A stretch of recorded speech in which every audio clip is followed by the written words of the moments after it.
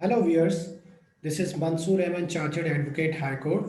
आज मैं एक और टॉपिक के साथ अपने YouTube channel Mansoor Ahmad chartered पे हाजिर हुआ हूँ। आज हम एक और टॉपिक पढ़ेंगे regarding CrPC criminal procedure code 1898 का सेक्शन है 161 सीआरपीसी।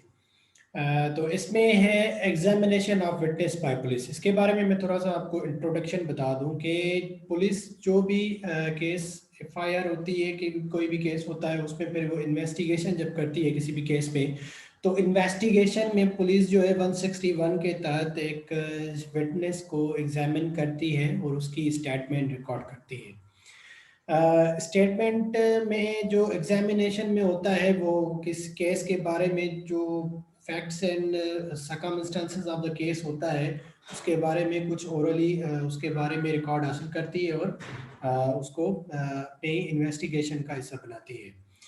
तो आगे चलते हैं कि इसमें हमारा इंस्टीट्यूट क्या कह रहा है। हम इसमें तीन सबसेक्शन हैं, हम सबसेक्शन वाइज पढ़ेंगे। पहला सबसेक्शन ये है कि any police officer making investigation under this chapter और any police officer not below such rank as the provincial government may by journal or special order prescribe in this behalf acting on requisition of such officer may examine orally any person supposed to be acquainted with the facts and circumstances of the case। इसमें कोई भी police वाला जो investigation कर रहा है यानी कि आईओ या not below the such rank जो प्रोविंशियल गवर्नमेंट नोटिफाई कर रही है जिस ऑफिसर के बारे में, तो वो एग्जामिन करेगा ओरली एनी बंदे को, किसी भी पर्सन को जो facts and circumstances of the case के बारे में फेमिलियर हो, जान नॉलेज रखता हो या उसके बारे में जो भी इल्म रखता हो उस केस के सर्कमस्टेंसेस ऑफ द केस और फैक्ट्स ऑफ द केस के बारे में।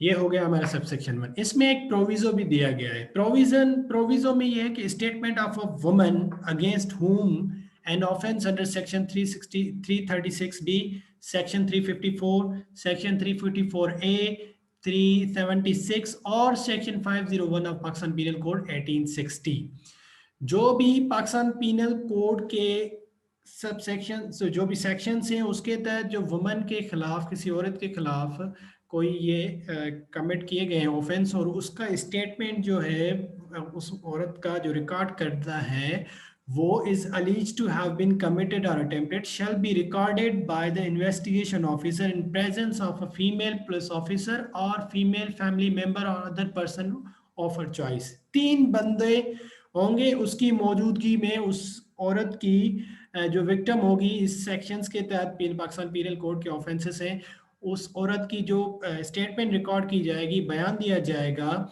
उस तीन बंदे की मौजूदगी में होगा। या तो ये एक औरत पुलिस एहलकार होगी, दूसरा या फिर उसका औरत का कोई फैमिली मेंबर होगा, तीसरा कोई भी पर्सन, कोई भी बंदा उस औरत की चॉइस का हो। ठीक है, ये प्रोविजो दी गई है सबसेक्शन 1 में।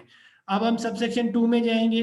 वो क्या कह रहा है? Such person shall be bound to answer all the question relating to such case put to him by such officer other than questions the answers to which would have a tendency to expose him to a criminal charge or to a penalty or forfeiture। वो बंदे पे अब liability आ रही है उस witness पे कि वो हर उस क्वेश्चन का, हर उस सवाल का जवाब देगा जो वो ऑफिसर आईओ जो भी है पुलिस वाला उसके आगे रखेगा, एक्सेप्ट वो क्वेश्चंस का आंसर्स का जवाब नहीं देगा। वो उसका हक रखता है कि वो नहीं दे सकता कि वो उस क्रिमिनल चार्ज जो पूछ रहा है क्वेश्चन, ऐसा ना हो कि वो उस बंदे पे वो क्रिमिनल चार्ज आ जाए, उस बंदे को इन्वॉल्व कर दे उस केस में, एक या तो फिर उस पर कोई पेनल्टी लग जाए या फॉरफीचर का मकसद होता है किसी भी अटैचमेंट, जो भी फॉरफीचर होती है, प्रॉपर्टी होती है किसी की, वो या किसी बंदे को फंसाने की कोशिश की जाती है, वो उसको फॉरफीचर के उसमें लाया जाता है। ठीक है, अब हम थर्ड सब सेक्शन में जाएंगे। थर्ड सब सेक्शन में हम ये पढ़ेंगे, ये कह रहा है कि the police officer may reduce into writing any statement made to him in the course of an examination under this section, and if he does so he shall make a separate record of the statement of such person whose statement he records. अब police वाला की क्या duty है कि वो जो भी statement वो विटनेस से लेगा उस स्टेटमेंट को वो रिड्यूस करेगा इन राइटिंग में और अपनी एंड पे वो एक रिकॉर्ड के तौर पर रखेगा। ठीक है, ये हो गए 3 सब सेक्शन। अब मैं एक और चीज़ इसके बारे में जनरली क्रिटिकल एनालिसिस बता दूं कि ये जो स्टेटमेंट होती है इसकी कोर्ट में कोई भी एविडेंशियरी वैल्यू नहीं होती है क्योंकि ये पुलिस लेती है। और इसमें जो है एक और चीज़ है कि जो भी स्टेटमेंट ली जाती है उसके नीचे कोई भी स्टेटमेंट का विटनेस की साइन वगैरह नहीं ली जाती, जैसे कि एफआईआर में ली जाती है। इसमें कोई भी साइन सिग्नेचर नहीं होती, जस्ट पुलिस अपने रिकॉर्ड के लिए रखती है।